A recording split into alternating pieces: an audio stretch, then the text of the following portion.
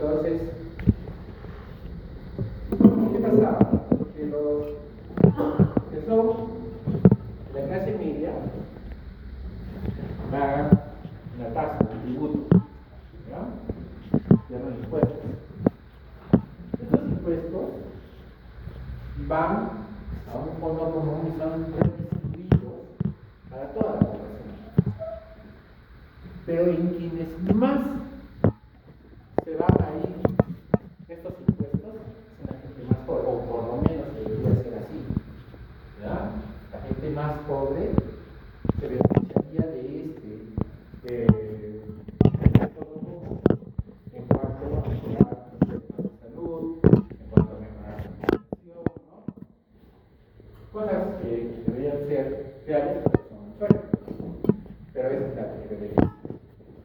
Entonces, mientras más impuestos tiene la gente pobre, pues los impuestos van más hacia esa gente, ¿no?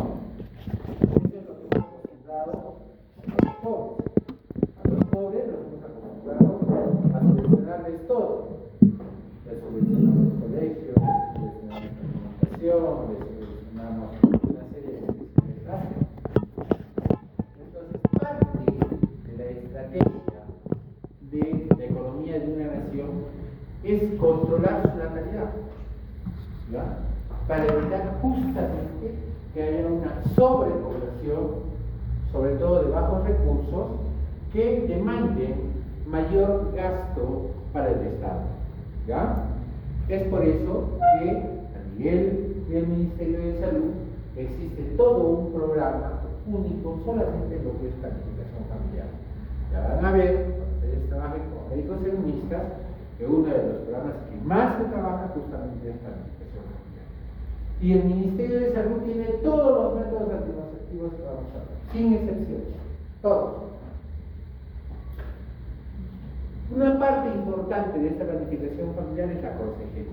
La consejería es una actividad en la cual yo voy a hablar con mi paciente acerca de todos los métodos de vacunación.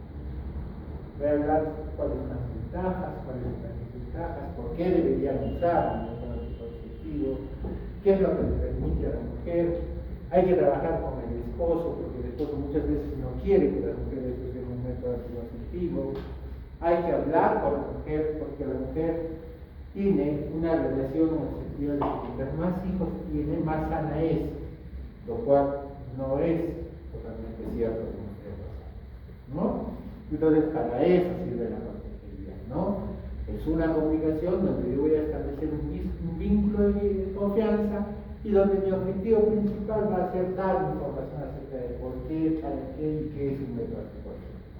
Eso es lo que nosotros tenemos que hacer como parte de nuestra comunicación sexual. No solamente eso, porque antes se establecía que solo las pacientes que tenían una familia establecida o un esposo eran las personas que tenían que recibir métodos anticonceptivos. No, hoy entre los objetivos del programa de planificación familiar están que toda mujer que ha iniciado su vida sexual, sea de la que sea, debería tener accesibilidad a un método. Sí, así sea escolar, sea que no trabaje, o cualquier actitud o digamos, idea que nosotros tengamos en contra de usar un método anticonceptivo. Entonces, todo esto es parte de lo que es la consejería. Y no debe ser dejado de lado. No se puede dar un anticonceptivo si es que alguien no se ha hecho una consejería. ¿Ya? Los que han sido mis alumnos han visto que yo me incomodo mucho, por ejemplo, cuando una paciente va a ser sometida a una ligadura de trompas y no tiene su hoja de consejería o de su charla de atención firmada. ¿Por qué? Porque la norma dice que para que una paciente se haga ligadura de trompas, ¿ya?, debe haber recibido por lo menos 2 charlas educativas, 2 charlas orientativas ¿no? Que se le explique qué va a significar que ella se libere de las drogas. Si no en ese momento me está preguntando, doctor, ¿mi vida hormonal va a cambiar? Yo voy a ser normal, nada voy a disponer a cáncer, me va a quedar mi menopausia, me va a venir la menopausia más temprana. Entonces todas esas cosas ya deberían haberse dado en esta etapa llamada consejería. Y una mala actitud que tenemos nosotros los médicos es que hemos aprendido a deslindarnos de los problemas, ¿ya? Y agarramos y decimos, no, la consejería la tiene que dar la obstetriz, no tiene que ser la enfermera. ¿Y quién nos ha dicho a nosotros que nosotros no podemos dar la consejería? ¿Dónde está escrito que los médicos no deben hacer consejería sobre planificación familiar? Y qué mejor que sea el médico quien establezca dentro de todos los métodos cuál es el método más adecuado para hacer planificación familiar. Porque no todas las pacientes pues van a querer el mismo método, si no, no existiría tanta diversidad de métodos de planificación familiar. Entonces, si el paciente tiene trombosis, ¿qué no usarías? ¿Qué no usarías? Estamos hablando de anticonceptivos. ¿Qué no le darían? Anticonceptivo oral combinado. Anticonceptivos orales combinados, ¿no? Si mi paciente tiene hemorragias o tiene una menstruación abundante, ¿qué método no usaríamos? ¿No es cierto?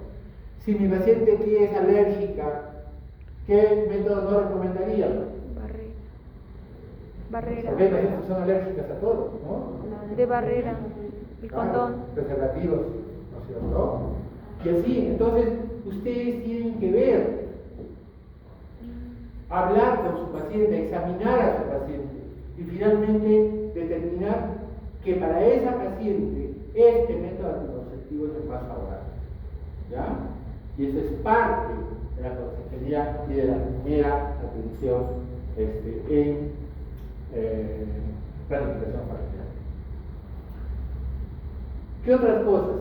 Otra cosa que tú tienes que decirle a tu paciente y es muy importante es que ningún método de planificación familiar es 100% seguro. Ninguno, ni la ligadura de todo. ¿Ya? Yo tuve, junto con la doctora Ojeda, un paciente que le hicimos una vasectomía, ¿ya? Y a los 6 meses se resultó que su esposa estaba embarazada. Hubo todo un problema. Todo un problema porque obviamente el esposo pensaba que no era él, ¿no? Y nosotros teníamos pues que aceptar que había habido alguna falla, ¿no es cierto? Lo peor hubiera sido que hubiéramos llegado a otra cosa que no fuera el producto diferente, ¿no es cierto? Por eso se seguían haciendo los espermatozoides, ¿no? Pero es una de las cosas que van a aprender, ¿no? ¿Cuánto tiempo tiene que pasar para que después de la vasectomía el hombre tenga relaciones sin protección? Aproximadamente. Y siempre que en un espermatograma haya salido ausencia total de espermatozoides. Solo en ese momento puede tener relaciones sin protección. ¿Y no fue lo que pasó? Este paciente al mes tuvo relaciones con su esposa, pues sigue embarazada. Pero felizmente que todo eso se escribe, ¿no? Y dentro de las recomendaciones se le dijo que a los 3 meses tenía que hacerse un espermatograma antes de tener relaciones sin protección. Entonces vean cómo falla. Es que ahí vamos a aprender dentro de poco una palabrita que es uso del método anticonceptivo recomendado y el uso del método anticonceptivo usual, ¿ya? Que no es lo mismo, ¿ya?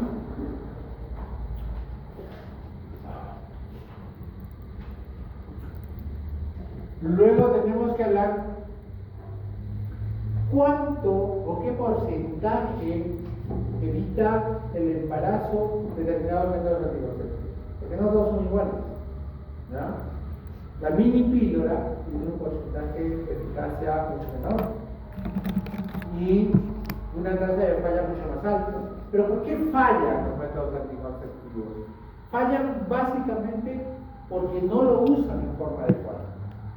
¿Ya? Entonces, la paciente que usa un anticonceptivo oral, sea minipíldora, sea un anticonceptivo oral combinado, por ejemplo, pues se olvida de tomar la píldora, que es lo más frecuente. ¿Ya? Entonces agarran y dicen, doctor, estoy con atraso menstrual, y le hacemos una ecografía y está embarazada. Pero si estoy usando las píldoras, claro, estás usando las píldoras para te acuerdas, que no es lo mismo. Y van a ver que hay anticonceptivos orales, como decían ya sus compañeros, que producen anovulación, ¿no? O que las dosis son tan pequeñas que cuando se dejan de usar se pierde este efecto anovulatorio y se produce la ovulación. Entonces, depende mucho del uso. No es lo mismo tampoco usar pues completo anticonceptivo un preservativo que usar un anticonceptivo oral combinado, ¿no? ¿Y por qué falla? ¿Por qué falla? ¿Por qué tiene más falla el preservativo? Por mal uso, ¿no? O se rompe, ¿no? Uno decía hace 2 años, no lo cambian, se rompe, ¿no? O cometen el error de terminar la relación e inmediatamente sacan el preservativo, ¿no? Ese es uno de los errores más frecuentes, porque el anticonceptivo tiene que retirarse cuando el varón se ha desplazado hacia el baño, en ese momento, porque de lo contrario se va a caer el semen justo en la vagina y después mala suerte, ¿no? Se embaraza la paciente, ¿ya? Y cosas así. Entonces tienes que explicarle acerca de la tasa de baño. Otra cosa que debemos o no debemos olvidar es que hoy se estila en los países más desarrollados la doble protección, ¿ya? O sea que no solamente yo voy a buscar la posibilidad de no quedar embarazada, sino que voy a buscar la posibilidad de no contagiarme de una enfermedad transmisible, ¿no? VIH, hepatitis, sífilis, gonorrea. Y el único método que te va a producir protección contra esto es el condón masculino. El condón femenino protege también contra enfermedades de transmisión sexual, pero no de todas. ¿Por qué? Porque podrías tú contagiarte de otras enfermedades en los sitios donde no esté protegiendo tu condón femenino. ¿Ya? ¿Y cómo actúan los métodos anticonceptivos? En resumen, actúan impidiendo la unión del espermatozoide con el óvulo. Esa sería la definición clara, que es muy diferente a la definición de anticoncepción oral de emergencia. ¿Se dan cuenta? ¿Ya? En la anticoncepción oral de emergencia sí puede haber ovulación y sí puede haber fecundación, y lo da claramente su definición. ¿Ya? Un poco de historia. Ustedes saben que cuánto se busca anticoncepción. Desde siempre. No saben si saben esta historia, pero en la zona de Irán, Irak, Egipto, ¿no? Pues antes eran de los nómadas, ¿ya? Que basaban su sobrevivencia en su comercio, ¿no? Algunos llevaban alimentos, otros llevaban ropas, ¿no? Y hacían intercambio, ¿no? Y eso lo llevaban en caravanas, pues obviamente donde el camellito era de pagar, ¿no? Era el medio de transporte. Entonces a ellos no les convenía que una camella, si es que es el nombre correcto, se embarazara. ¿Ya? Y entonces tenían que impedir a toda costa que los camellos se embarazaran. ¿Cómo hacían para los animalitos cuando están en celo, cuando están con la posibilidad de poder embarazarse, sangran, a diferencia de los seres humanos? ¿Ya? Entonces ellos se daban cuenta y le colocaban las pepas de los dátiles dentro de la vagina. ¿Ya? Y obviamente me imagino que actuaba como un dispositivo uterino e impedía que se embarazaran los camellos. ¿Ya? Y así, en el ser humano también se buscó métodos anticonceptivos. ¿Y ustedes creen que en la edad medieval había píldoras anticonceptivas? ¿No? ¿O anticonceptivos hormonales? No. ¿Había o no había? Sí, se había. ¿Ya? Venían en pócimas, ¿ya? En mates. ¿Ya? Entonces sí, que tenía un efecto hormonal. Desde ahí había, ¿no? A fines del siglo XIX, un señor apellido no me acuerdo si era Goodyear o no sé, me refiero el nombre de una llanta. Él pues vulgarizó el látex, ¿ya? El primero, y de ahí se originaron los preservativos, ¿ya? Y cada vez fueron mejorando obviamente los preservativos, ¿no? Ahora hay preservativos que no son de látex, ¿no? Pero fue en el año de 1960 donde apareció la píldora, ¿ya? Y la píldora también ha ido sufriendo modificaciones. Primero utilizaron dosis altas, ¿no? De 60 miligramos, luego de 50, luego llegaron a 35, ¿no? Que es lo que diferencia los anticonceptivos antiguos y los nuevos anticonceptivos. Y hoy tenemos anticonceptivos de 30 y 20 miligramos de estadio, ¿no? Y así ha ido progresando paulatinamente. Y en los años 80, más o menos, del siglo pasado, ¿ustedes ya habían nacido? No. Por ahí. En los años 80, pues aparece el levonorgestrel, ¿no? Que es una de las principales progestinas que se utilizan actualmente. Muchos de los componentes de los dispositivos orales utilizan levonorgestrel.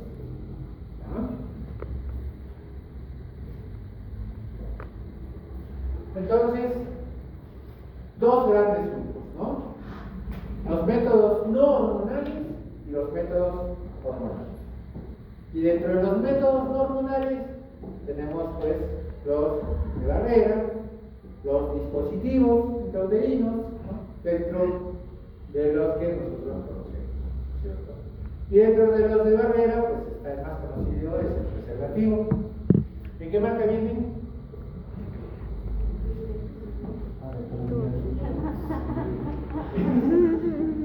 ¿No?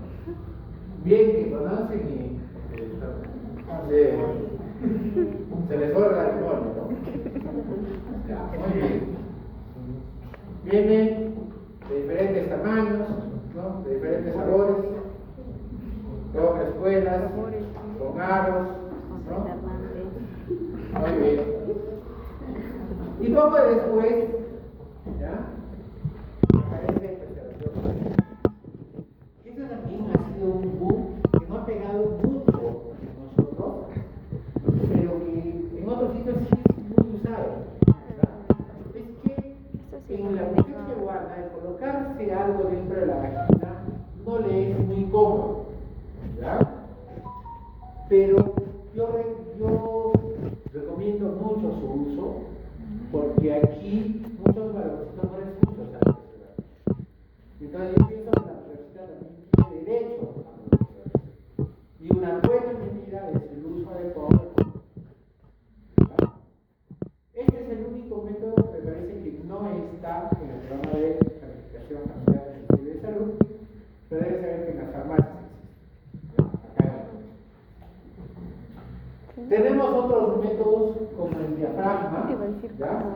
Yo nunca lo he visto. ¿Qué? El capuchón también, que son como la mitad de una pelotita que se colocan en el cuello del útero. ¿Ya? Queda un pequeño vacío y se colocan ahí. Pero son menos eficaces, hay la posibilidad de que se mueva, por lo tanto hay posibilidad de embarazo, no es fácil la obligación, porque imagínense colocárselo hasta donde está el cuello del útero, es algo difícil. ¿Ya? Yo no por el mismo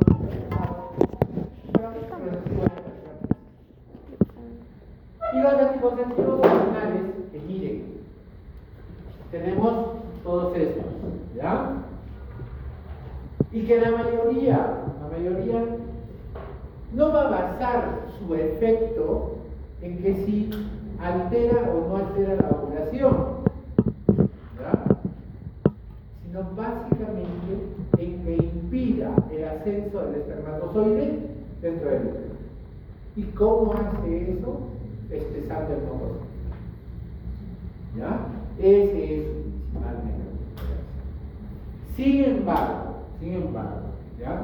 Deben saber, ¿ya?, que los anticonceptivos orales combinados sí inhiben la ovulación, ¿ya?, y que existen anticonceptivos con solo progestinas que también inhiben la ovulación.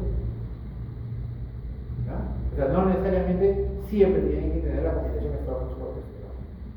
¿Listo? Y de ellos tenemos anticonceptivos orales combinados o anticonceptivos con solo progestano.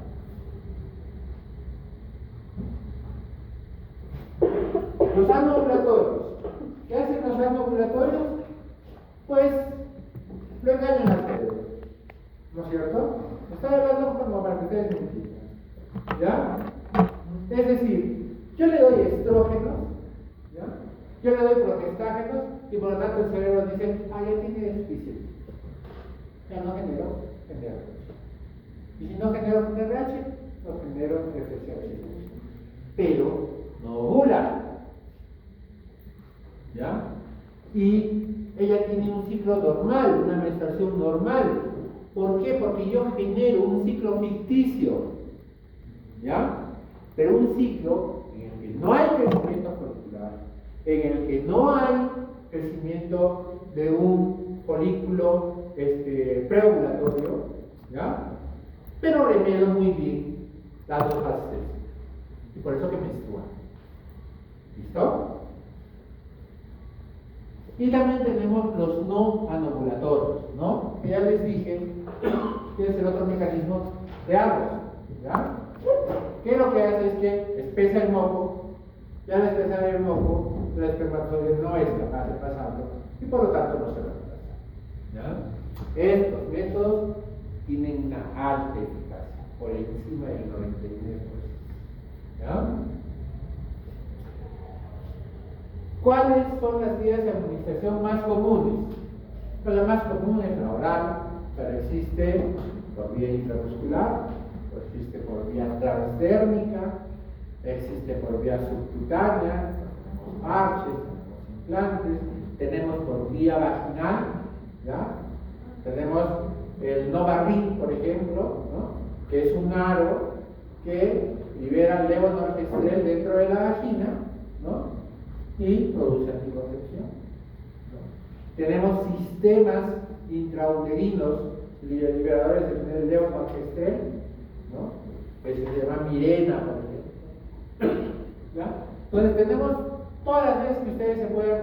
Lo único que no hay es el que se utiliza debajo de la lengua. Pero no demás está. ¿Qué? Sublingual. Así. Muchas gracias. Entonces, tenemos todas las formas para escoger la paciente cual le acomoda mejor. Y los métodos intrauterinos, ya les dije, son dispositivos que van a generar básicamente un medio hostil para el espermatozoide. ¿Ya? Este ya no va a actuar tanto a nivel del moco, sino que va a producir en la cavidad uterina un medio con una gran inflamación, ¿ya?, que cuando llegan los espermatozoides rápidamente son, digamos, ingresan en una etapa de necrosis, de muerte por este ambiente tan hostil, ¿no?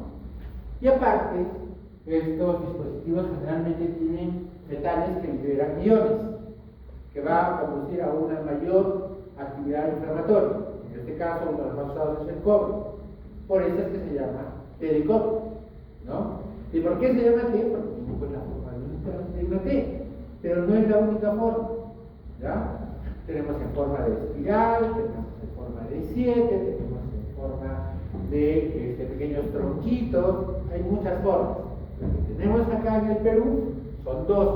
Una es la T380A, que es la té de cobre común y corriente que conocemos, ¿ya? Y la otra que tenemos es la Nova Té, que algunos le llaman también té de plata, porque aparte del cobre que tiene unos pequeños filamentos de plata. No la tenemos dentro del Ministerio de Salud, pero también existe en farmacia. ¿Listo? Y también acá pueden entrar los sistemas liberadores del levonorgestrel, que también es un método de introducción.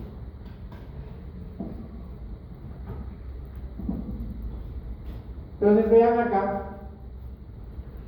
los anticonceptivos hormonales combinados pues tienen la combinación estrógeno y progestágeno, por eso se llaman combinados, ¿ya? Mecanismo principal de anticoncepción, aparte de cruzar el moco, es anovulatorio, ¿no? Vía de administración, tienes orales, mensuales, vaginales, parches térmicos, inyectables, ¿no? Solo progestágeno. Anticonceptivos hormonales solo de progestágeno. Entonces la pregunta acá que yo te voy a hacer en el examen es: ¿cuál de las dos hormonas es el que produce la anticoncepción? ¿El estrógeno o el progestágeno?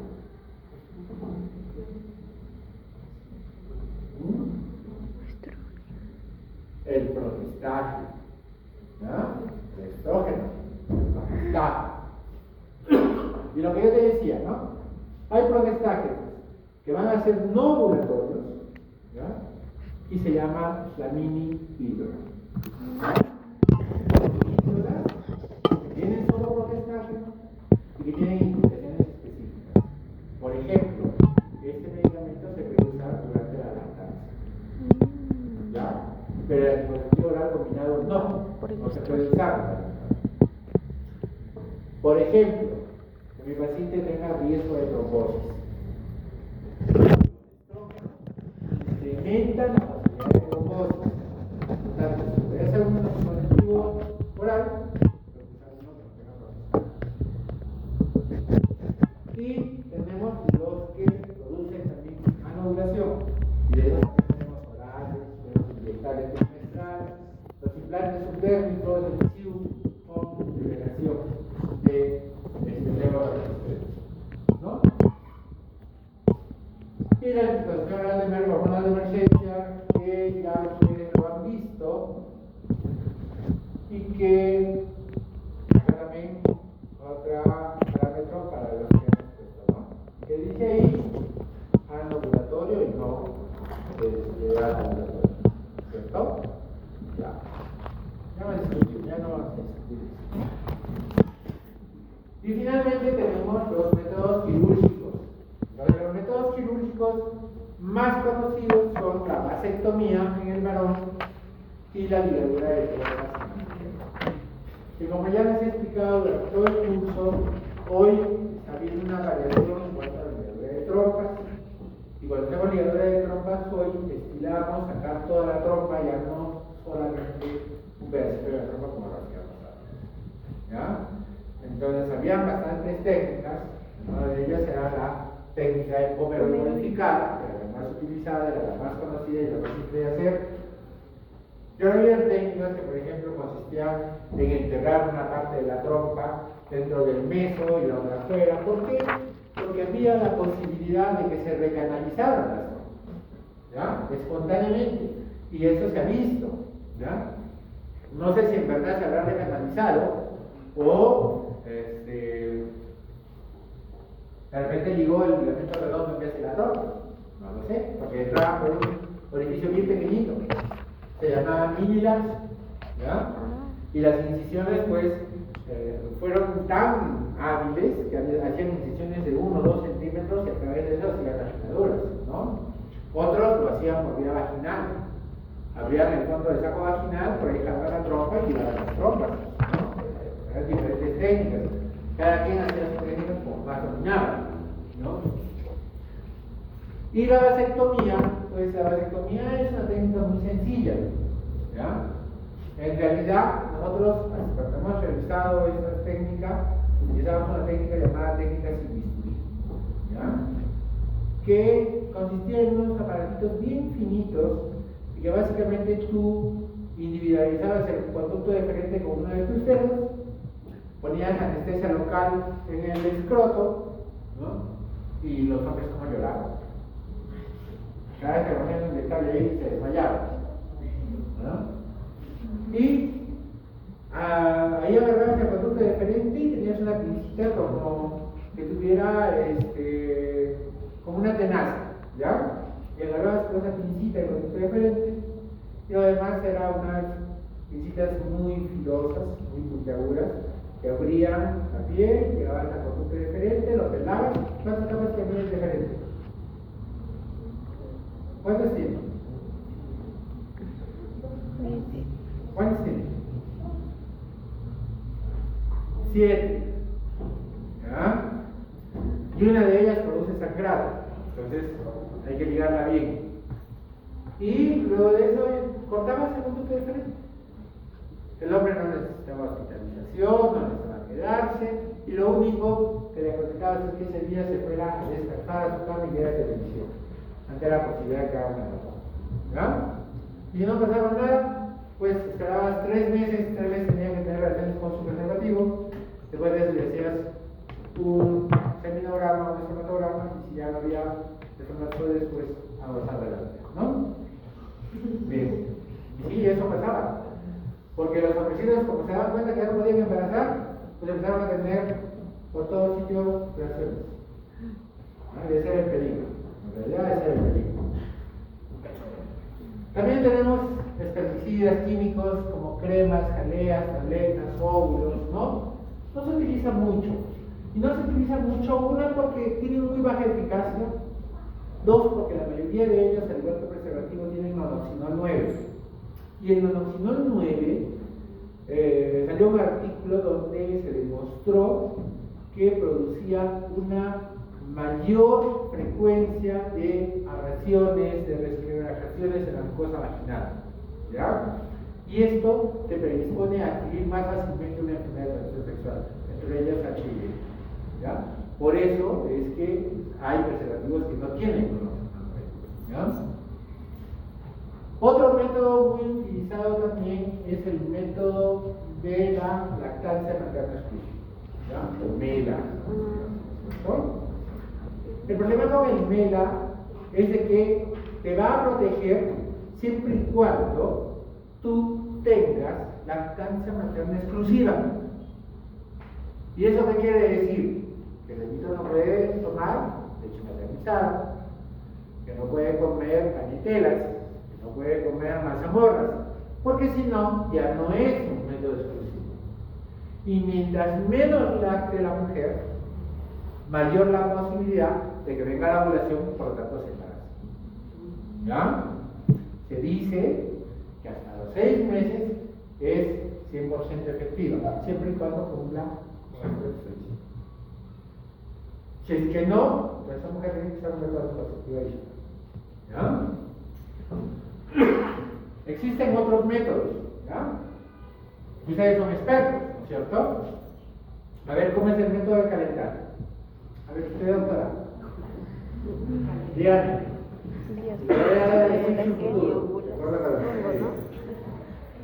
¿Cómo es el método de calentar?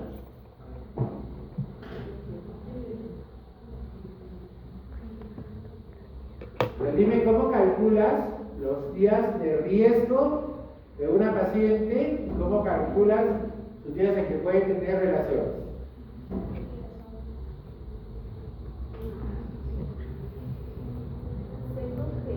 Bueno, déjala primero ahí, que se defienda sola, ya tiene edad.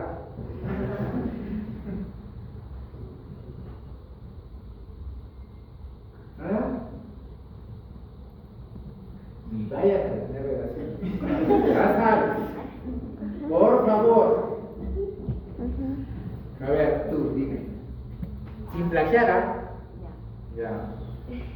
Se coge los dos ciclos, el ciclo más largo y el ciclo más corto dentro de los 6 meses. Ya, primer error. El método basado en el ritmo tiene una peculiaridad que solo aplica para pacientes con menstruaciones regulares. ¿Ya? Paciente que tiene menstruación irregular no debe usar este método. Alto porcentaje de falla. ¿Ya? Ya, vamos a suponer que la mujer tiene 28 días. ¿Cómo calculamos? Una que yo tengo que terminar la clase y es larga. Se le resta menos 11 días al ciclo más largo y el ciclo más corto se le restan los 18 días. No. ¿Quién sabe? A ver, un varoncito. ¿No saben? ¿Una vez? Bueno, Dios mío. Ya, anote. Si yo tengo 28 días mi ciclo, ¿cuándo ocurre la ovulación? ¿En qué día? 14. Día 14, muy bien. Pero la ovulación no es exacta. Puede adelantarse o puede atrasarse. ¿Cuántas días hicimos después del pico de LH? ¿Cuántas horas? 36. 36 horas, muy bien. Entonces, o puede atrasarse o puede adelantarse, y me voy a dar un tiempo de protección, ¿no? Al día 14 yo le voy a restar 2 días y le voy a aumentar 2 días. ¿Listo? Total hay 5 días. Esos son mis días de peligro. Nunca se olviden. Así es que ustedes, como usan el celular, pues ya saben que ya es un día de peligro, ¿no? Pero un día el celular se va a alterar y van a tener problemas. ¿Listo? Ahora, si ustedes quieren aumentar la seguridad de no embarazarse, pueden aumentarle un día más, tanto antes como después. Total 7 días. Y esa es la forma más fácil de yo calcular cuáles son mis días de peligro y cuáles son mis días de seguridad. Entonces, desde el primer día que empieza la menstruación hasta el día 7 yo puedo tener relaciones.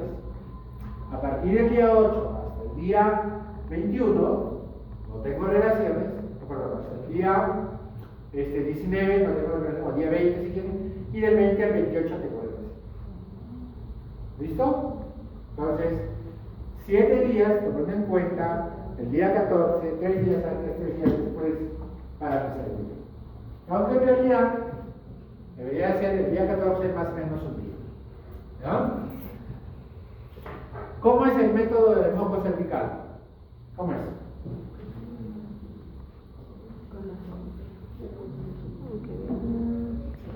Ver el moco y ver el moco. Pero cuando nosotros nos preguntaban eso, Clara de huevo. éramos expertos. Está agilante. Ver el moco. No. El moco cervical tiene características, ¿no es cierto? La primera fase del moco cervical, ¿no? Que empieza con los primeros días, digamos, después de la menstruación, el moco es escaso. Y a medida que tú vas llegando a tu día 14, el flujo aumenta. Tú te vas a dar cuenta que tu trucita mancha tu trucita el día de ovulación. ¿Ya? Esos días en que tú tienes un flujo abundante, tomas externamente, sin producir el dedo, y tomas externamente ese moco y lo pones entre tus dedos. Si ese moco se llega a estar ahí sin romperse, se llama moco filante. ¿Ya? Eso indica que tú estás próxima a tu ovulación o estás ovulando. Este es el único periodo donde el moco va a tener esa característica. Es una forma de saber que está en un periodo de ovulación. ¿Ya? ¿Cómo es el de la temperatura basal? A ver, usted. Sí, ¿Cómo es? aumenta. Ajá, medir la temperatura días por el día. Escuchen pues, después están ahí cuando les pregunto, están en la luna.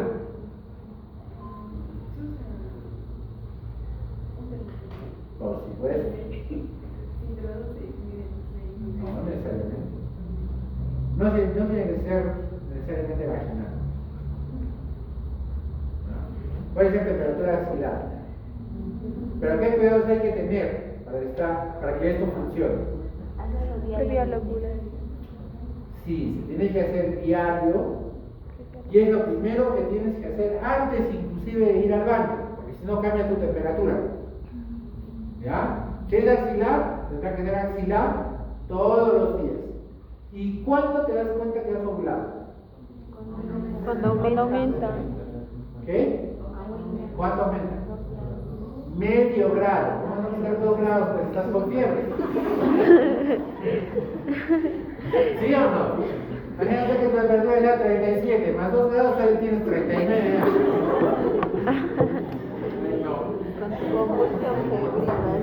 Ya.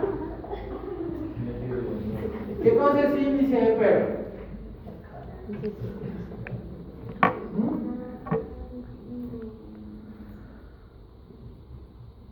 ¿Qué es índice de Pearl? ¿Quién me dice? Este es un índice que pide, ¿ya?, la efectividad de un método anticonceptivo. ¿Ya? Esto se utiliza mucho en anticonceptivos orales combinados, ¿no? O sea, ¿qué porcentaje de pacientes se embarazan tras un año de uso, ¿no?, por 1000 pacientes? ¿Listo? Índice de Pearl. Este índice nosotros lo utilizamos para ver la eficacia de un anticonceptivo. ¿Listo? Operador dependiente, uso correcto y consistente. Entonces, uso correcto, el que nos da el laboratorio, el que nos da la casa farmacéutica. ¿Cómo tiene que usarse? ¿Cuál es la forma adecuada? Usted tiene que usar, señor, la píldora todos los días, ¿no? Uso habitual, el que ustedes usan. ¿Listo? Gestaciones que se producen en todos los meses o ciclos con exposición más allá de cómo se usó el método.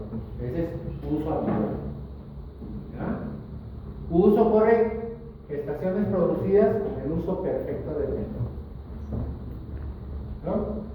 Eso mide la eficacia de los anticonceptivos. Vean ahí cómo los diferentes métodos anticonceptivos nos ofrecen una tasa diferente del uso correcto y del uso habitual. Y esta es una de las cosas que tenemos que también aprender, porque no es lo mismo que yo tenga un 99.99% de eficacia con la píldora anticonceptiva Yasmin a que tenga 92% con uso habitual. ¿Ya? ¿Me dejo entender? Bien, miren acá. Anticonceptivos orales combinados con uso correcto, menos del 0.3%. Con uso habitual, 8. ¿Y qué cosa quiere decir? ¿Que por qué tengo tanta tasa de embarazo? O porque no se adecua al método que está usando, o porque definitivamente no es el método más adecuado para ella, porque no tiene un correcto uso. ¿Ya? Hay personas que trabajan de noche. ¿Ya? Y les hemos dado para que tomen la noche, tenemos que cambiar de repente el horario a la mañana. Yo no estoy en la mañana porque a veces los estrogos tienen ciertos efectos no deseados, no hay migraña, ¿ya? O dolor de cabeza, perdón. ¿Ya? Entonces se los doy en la noche para que la sintomatología disminuya. Pero vamos a tener que tener variaciones. Anticonceptivos orales solo progestagranas, vean, uso correcto, 0.3. ¿Ya? Este es el número de embarazos a esperar con este método. Pero con el uso habitual, 8. lo mismo, ¿ya? Inyectables combinados, miren, que no debería tener falla, ¿ya? Estamos hablando de, este es el anticonceptivo mensual, que viene con el nombre de Soluna, Corona, viene con el nombre de Pechillina, viene con el nombre de, no sé qué es, ¿ya? 0.05, y miren, 3 con uso habitual. ¿Y por qué pasa esto? Porque dice que el anticonceptivo mensual, yo me pongo la primera inyectable, me pongo el primer día de mi regla. Vamos a poner hoy día 3, ¿no? 2 de julio. Muy bien. El siguiente inyección mensual, me tengo que colocar el próximo 2. No cuando venga la regla. ¿Ya? Entonces todos los 2, a partir del día 2, me voy a colocar. Bueno, pues sucede que esta señorita no se colocó el 2. Se olvidó, no le alcanzó la plata y se colocó el 10. ¿No? De repente ya se colocó. Y así, entonces van a ver una diferencia entre el uso correcto y el uso actual. ¿Ya? Que ocurre por diversas razones. ¿Qué recomendaciones tenemos que dar para el uso de los anticonceptivos? Saber que la gran mayoría de métodos anticonceptivos no tienen contraindicaciones. ¿Ya? Y si hubiera alguna contraindicación, entonces tenemos que tener una adecuada evaluación. Para esto, dentro de poco yo les voy a mostrar los criterios de elegibilidad que da la Organización Mundial de la Salud para el uso de anticonceptivos orales. Y este es otro disco que ustedes tienen que bajar, otra vez que tienen que bajar a sus celulares, ¿ya? Todos, ¿ya? Porque este disco les va a orientar. Por ejemplo, si mi paciente es gordita, es hipertensa, tiene alguna contraindicación que yo use un anticonceptivo oral combinado, entonces ustedes simplemente buscan anticonceptivo oral combinado, el riesgo, y les voy a decir ahí las contraindicaciones. ¿Ya? Pero todo, la próxima clase voy a revisar sus celulares. ¿Ya? Diferentes escuelas dan recomendaciones parecidas, pero no iguales. Eso también es cierto. El Perú, Argentina, Chile, todos tienen su programa de planificación familiar. Y hay pequeñas variaciones entre ellos, sobre todo en edad, sobre todo en la etapa postparto, donde dan algunas recomendaciones diferentes en cada una. Por ejemplo, en el Perú se establece que se puede colocar el dispositivo intrauterino inmediatamente postparto. ¿Ya? Argentina, por ejemplo, recomienda que se haga a la semana o después del mes. ¿Por qué? Porque la involución uterina hace de que muchos de los pacientes que se colocan el dispositivo intrauterino pierdan, ¿ya? Lo expulsen sin darse cuenta del dispositivo intrauterino y que hacen progresión. Entonces, recomendaciones de ese tipo van a variar, ¿ya?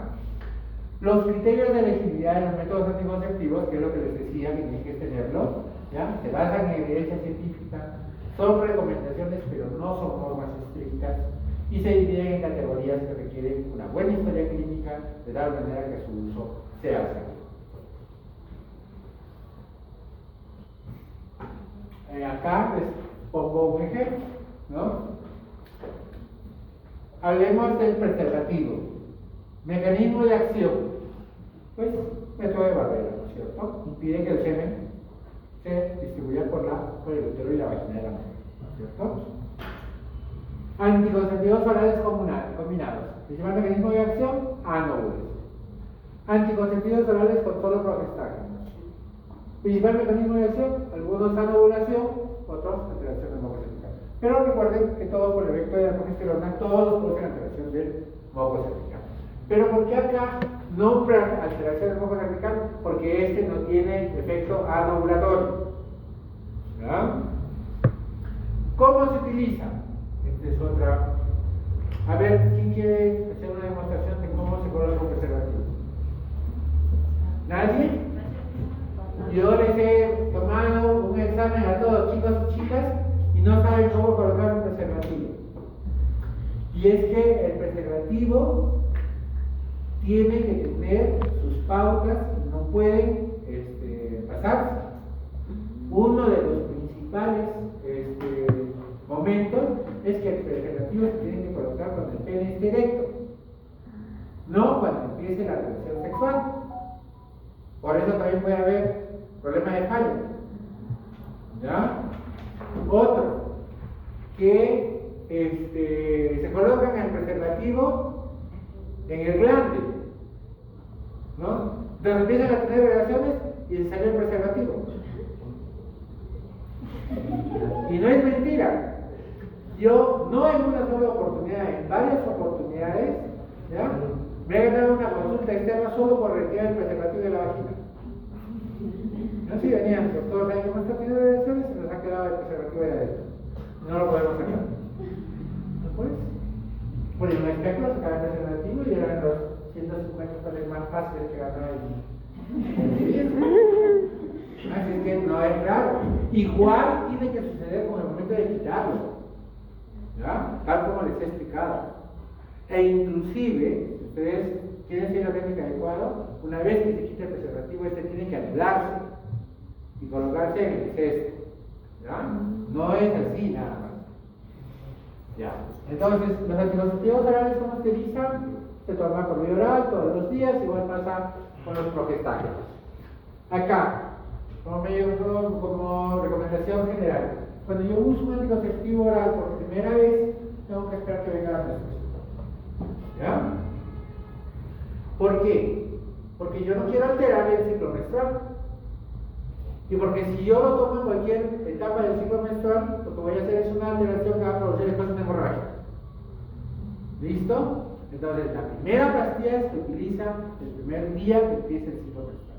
Después de eso ya no importa. ¿Ya? ¿Por qué? Porque cuando tú llegues a tus días 24 o 21, según utilices un método 21-7 o 24-4, pues en esos días te va a venir tu menstruación y tú el día 29 estás empezando un nuevo ciclo con la misma anticonceptiva. ¿Qué más? La frecuencia de uso. El preservativo obviamente solo sirve para una relación. No van a lavar. No es bueno ahorrar. Los anticonceptivos orales, uno por noche, por 21 días o por 24 días. ¿Ya? Los que tienen solo progestágenos, todos los días. Por ejemplo, el desogestrel, se usa todos los días. No tiene reposo. ¿Ya? Tiene solo progestágenos, por favor. ¿Ya? Y la minipíldora también, todos los días. Tratando de que sea a la misma hora. Eficacia del preservativo. Pues que es una persona hábil, consciente, ¿no? Pues la eficacia es alta, altísima, ¿no? Con anticonceptivos orales combinados, como te digo, es muy buena, ya, es muy alta, y va disminuyendo un poquito con el desogestrel, pero también sigue siendo alta, y un poquito más con la minipíldora, ¿ya? Cuando la minipíldora te olvidas, sí existe el riesgo de embarazo. Hay que tener mucho cuidado. ¿Cuánto tiempo tiene que pasar para que yo me sienta protegido con el método anticonceptivo que uso? ¿Ya? Recuerden que son generalidades, ya vamos a hablar de cada uno después. Bien, para el caso del preservativo, pues es inmediato, ¿no? No va a pasar mucho tiempo. Para el caso de los anticonceptivos orales, generalmente entre el quinto y séptimo día es que va a empezar la protección. Y si yo empiezo a tomar con la menstruación, va a coincidir justamente con el momento en que la mujer deja de tener sangrado. Y por lo tanto, yo puedo iniciar mi vida sexual con total protección. ¿Ya? Eso pasa con los anticonceptivos. Margen de seguridad en la toma, ¿ya? Para los anticonceptivos orales te protege 24 horas, para los que tienen solo progestágeno 12 horas, pero para los que tienen la minipíldora es de solo 3 horas, ¿ya? Y por eso es que tienes que tomarlo diario. Prácticas a realizar con nivel de recomendación A antes de iniciar el método. Todos hablan de consejería, ¿ya? Y hay algunas que ameritan exámenes especiales. Por ejemplo, colesterol, presión arterial, riesgo de trombosis, etc. ¿No?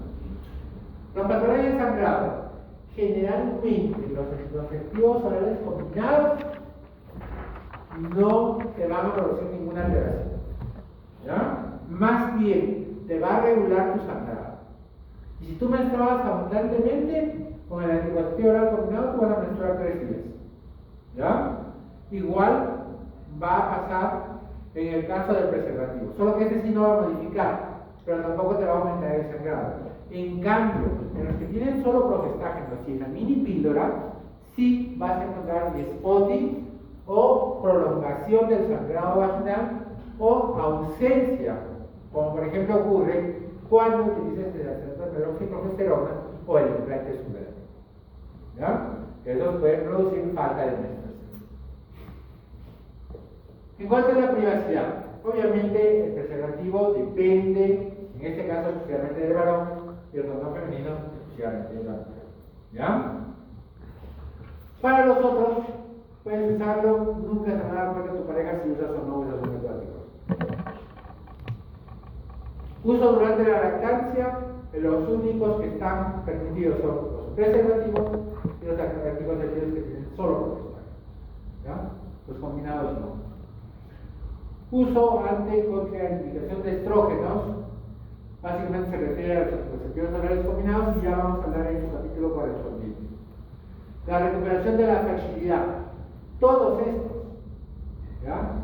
Casi siempre se recupera inmediatamente. El único que demora su recuperación de la ovulación son los de depósito, es decir, los anticonceptivos mensuales, los de 3 meses y el implante subdérmico. El que más problemas da en este sentido es el anticonceptivo que se utiliza cada 3 meses, ¿ya? Ese puede demorar, se dice, hasta 1 año en recuperar la fertilidad. En cambio, los anticonceptivos orales combinados, los que tienen solo progestágenos, se recuperan casi inmediatamente, ¿ya? Protección contra las ITS, solo los preservativos, ¿ya? Nosotros, ninguno protege contra la ITS. Si acá tienen a los otros anticonceptivos inyectables, progestágenos, y anticoncepción hormonal de emergencia. Bien, acá, para no hacerlo muy aburrido, solo les diré que la té de cobre sí puede producir un aumento leve en el flujo menstrual, ¿ya? Es una de las cosas que ustedes tienen que evaluar. Si tu paciente tiene miomas uterinos y tiene menstruaciones abundantes, no es el método más recomendable. Igual, así no tenga miomas, pero menstrua 7 días y el sangrado es abundante, pues ella mejor le va a ir con un anticonceptivo oral combinado que con un dispositivo intrauterino, ¿ya? ¿Qué otra cosa?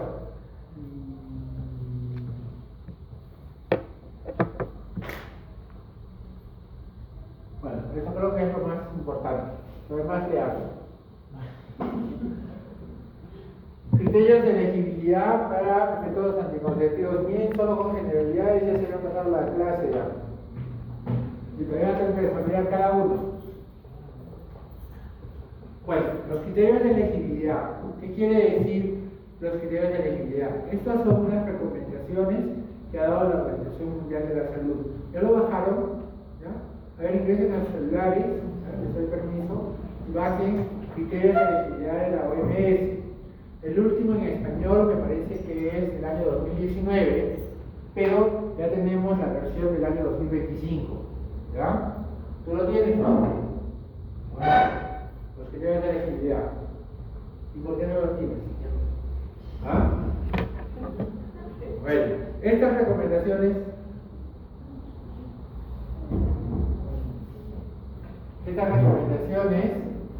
tienen por finalidad evitar complicaciones en el uso de los diferentes métodos anticonceptivos, ¿ya? da recomendaciones principalmente para prevenir dichas complicaciones. Entonces, te va a dar a ti, ¿ya?, una lista que al final te va a permitir que tú clasifiques a determinado anticonceptivo para determinado paciente en estas categorías. Y te va a clasificar del 1 al 4. Entonces, cuando a ti te salga 1 para determinado efecto, te dice que no hay riesgo en usar ese método anticonceptivo, ¿ya? Entonces dice ahí, una condición para la que no hay restricción en cuanto al uso del método anticonceptivo. Pero si para esta recomendación a ti te sale 4, entonces quiere decir que no puedes usar ese método anticonceptivo de esa paciente. Y ahí te lo dice, ¿no? Es una condición que representa un riesgo de salud inadmisible si se utiliza el método anticonceptivo. Entonces eso hace los criterios de la OMS para la elegibilidad del método anticonceptivo, considerando 1 o 2 como anticonceptivos que se pueden usar sin ningún problema, y 3 y 4 como anticonceptivos que es preferible no usar en esa paciente. ¿Ya? Eso es la categoría. Otra forma de utilizar en la práctica: el 1, usa el método en cualquier circunstancia. 2, en general puedes usar el método. Pero 3 y 4 dice no usar el método. ¿Ya?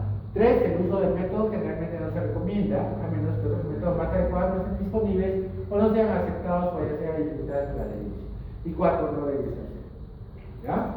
Entonces, en la próxima clase vamos a hacer un pequeño ejemplo con el disco que se va a trabajar.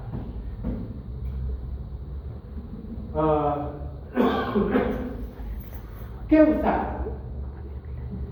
Si mi paciente, por ejemplo, tiene 18 años, ¿qué le recomendamos? ¿No? Dependiente. Tiene, No se puede. no tiene pareja estable.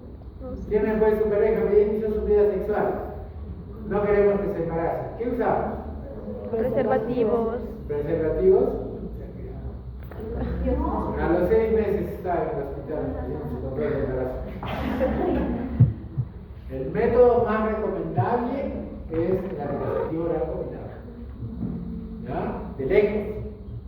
De lejos, ¿por qué? Porque le va a regular su menstruación, le va a disminuir su sangrado, le va a disminuir su dolor menstrual, y no va a verse la necesidad de estar usando en ese momento algún método anticonceptivo, porque ya está protegido. ¿Ya? Y los varoncitos a los 18 años pues no tienen ninguna actitud de responsabilidad. ¿Ya? Peor que un tuto, ¿no? ¿Ya? Entonces tenemos que protegerla. Entonces, ahí ven, ¿no? Yo qué características tiene mi paciente para yo usar. Pero por ejemplo, a los 40 años, ¿recomendaría un anticonceptivo oral combinado? No, probablemente no. ¿Por qué? Porque quizás mi paciente ya tenga comienzo de hipertensión, tenga varices, posibilidad de trombosis, su perfil hepático ya no esté tan bueno, ¿no? Entonces, pues en ella elegiré un método, ¿no? Quizás un dispositivo intrauterino, ¿no? O, yo qué sé, o de repente un anticonceptivo que se coloque de forma transdérmica, ¿no? Eso va a ser mucho mejor para ella, ¿no es cierto? En una nulípara, ¿usaremos té de cobre? ¿Por qué? Como hay daño inflamatorio por el uso de cobre, incluso también puede haber. Por si acaso, la té de cobre no produce EPI, por si acaso. ¿Usamos o no usamos? Delegada. Doctor, al ser nulípara. ¿Qué? Al ser nulípara, tal vez desea concebir posteriormente, y el té de cobre tiene una duración de 12 años. No, 5 años. Ah. Pero en realidad se puede usar todo el tiempo que quieras, si es que no te produce ninguna molestia. La recomendación es 5 años porque fue así de fábrica, pero hay muchas que tienen 10, 15 años.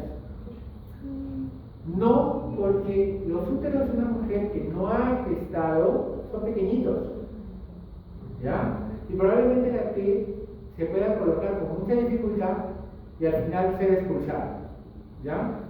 Hoy existe en el mercado un dispositivo dispositivo más pequeñito, ¿ya? Que se llama Jailiz, ¿ya? Pero el problema es que es liberador del levonorgestrel. Y a la jovencita, la muy jovencita, como que sí le preocupa no menstruar, ¿ya? Es una cosa que a veces no se comprende. Hay algunas mujeres que no les gusta menstruar y hay otras que extrañan su menstruación, ¿ya? Si está hablando de lactar, ¿qué no usamos? Estrógeno. ¿Cierto? Principalmente. Si no hormonales, ¿no? ¿Pero qué sí podemos usar? Progestagio, Limipol. Preservativo o solo progestagio, ¿cierto? Ya. Si la paciente ha tenido un aborto, ¿ya? En el primer trimestre, ¿qué podemos usar? Pues generalmente todos. No hay contraindicación para no usar. Y no, O sea, dime. no habría medida de endometrio a la leche de la mujer. ¿Pero por qué si el endometrio crece todos los meses? ¿Sí? No crece cada año. ¿Ya? Si la mujer fuma, ¿qué no le damos? Acos. Claro, no le damos, ¿cierto? Inclusive, solo progesterona se puede ver sanguinario, ¿no? ¿Por qué? Porque tiene que ver con otros problemas, ¿no? Dentro de ellos, cáncer de mama. ¿No? Bien. Yo creo que hasta ahí la clase. Bueno, sigamos. Pensar, enfermedades cardiovasculares, neurológicos. Ya, hasta ahí la clase. ¿Alguna pregunta? Para el inicio de los anticonceptivos, si una mujer está en inicio de su menstruación, ¿hasta qué día recomendarle su Se recomienda que por lo menos no pase del quinto día del ciclo menstrual, ¿ya? Porque después lo vas a alterar. Es la recomendación de los anticonceptivos orales de emergencia.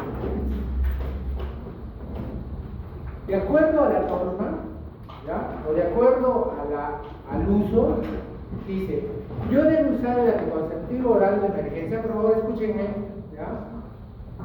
Si es que yo tengo riesgo de embarazo, ¿ya? ¿Y eso cuándo ocurre? El día 14 del mes. ¿Listo? Muy bien. Y si yo estoy en el día 10 o estoy en el día 8 y he tenido relaciones sin protección, bueno, pues ya lo han visto, ¿no? La recomendación, pues algo. Obviamente, la posibilidad de que te embaraces o no uses es bastante baja, ¿no?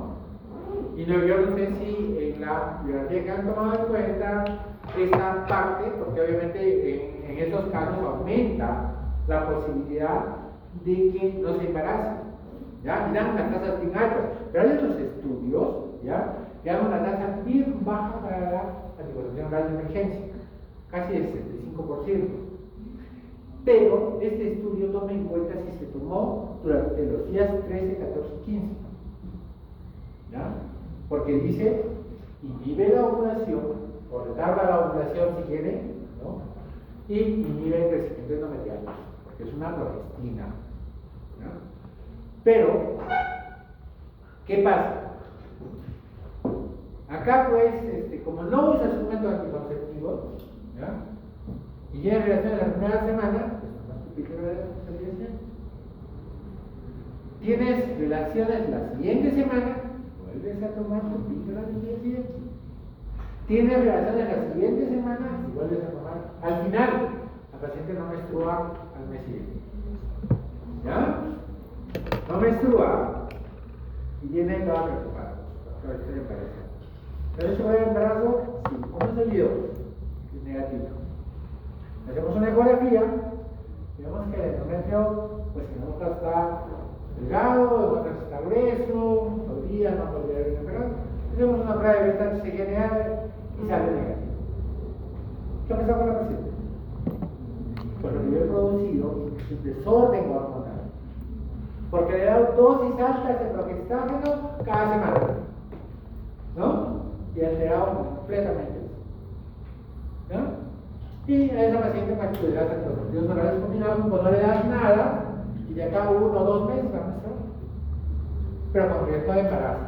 ¿Por qué? Porque es una persona que se descuida, no usa un método anticonceptivo y toda la vida que tenga relaciones con esa persona. Entonces eso pasa también con el anticonceptivo oral. Si yo utilizo cualquier día de mi ciclo ciclo, pues yo puedo producir sangrado o puedo producir amenorrea y voy a alterar mi ciclo. ¿Ya? El ejemplo más claro del estilo y una oportunidad, si yo quiero, vamos a suponer que ustedes 1, 2, 3, 4, 5, vamos a hacer fertilización in vitro de ustedes. ¿Ya? Pero eso es caro. Entonces, para que me salga más barato, voy a hacer lo mismo a las 5, ¿no es cierto? Entonces las tengo como un anticonceptivo, ¿no? Y el día que yo quiero empezar, 3 días antes, les corto el anticonceptivo. ¿Ya? Entre el segundo y el tercer día van a empezar a menstruar. Las 5. ¿Listo? Se llama una menstruación por deprivación hormonal. Y le empiezo a estimular el ciclo a las 5. Y las 5 me van a ovular el mismo día. Y a las 5 les voy a hacer aspiración y a las 5 las voy a inseminar el mismo día. ¿Ya? ¿Eso es?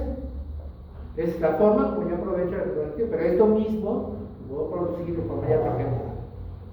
Y puedo tener